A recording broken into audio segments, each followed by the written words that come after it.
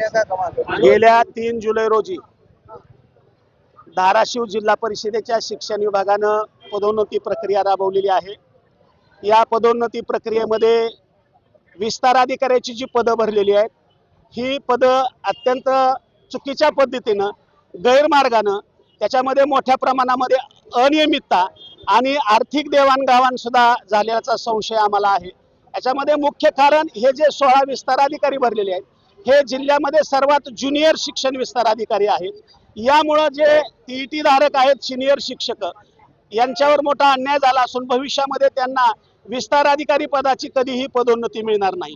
त्याचबरोबर शाळा एकत्रीकरण असेल किंवा निवड वेतन श्रेणीचा प्रश्न असेल, हे प्रश्न सुद्धा अनेक दिवसापासून प्रलंबित आहेत।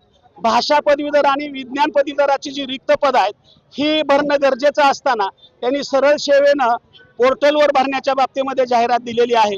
कारण त्या शैक्षणिक पात्रतेचे शिक्षक आपल्या जिल्ह्यामध्ये उपलब्ध असताना सुद्धा चुकीच्या पद्धतीनं सगळी प्रक्रिया राबवली जात आहे। यामुळे आज जिल्हाभरातील शिक्षक या ठिकाणी हजारोच्या संख्येने आलेले आहेत आणि आपला असंतोष व्यक्त करत आहेत। नियमबाह्य पद्धतीने भरले गेले ते त्या पदाची पात्रता काय आणि त्या 16 जणांनी ती पात्रता पूर्ण केलेली आहे। शिक्षण विस्तार अधिकारी पदाची जी पात्रता आहे त्याच्यामध्ये 2 वर्ग आहेत, एक श्रेणी 2 आणि श्रेणी 3।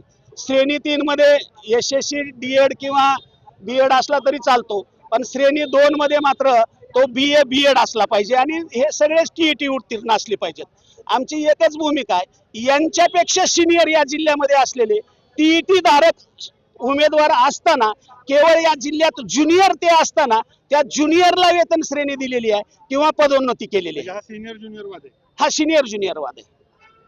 कारण कुठल्याही पदोन्नतीमध्ये किंवा म्हणजे प्रकार काय असतो, जिल्हा बदलून आलेले लोक आणि मूळ जिल्ह्यामध्ये नेमणूक झालेले लोक, पदोन्नतीमध्ये मूळ जिल्ह्याची नेमणूक ग्राह्य धरली जाते।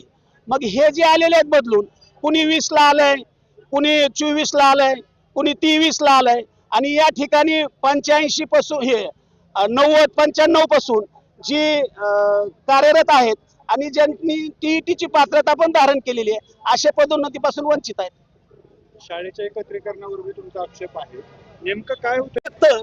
ही ह्याच्यामध्ये गैरप्रकार झालेले आहेत। गैरप्रकार शेवटी कसं आहे, काय झालं आणि त्याला सबूत जर मागत असाल, कुणी कुणाला किती पैसे दिले ह्याचा सबूत मिळू शकत नसतो।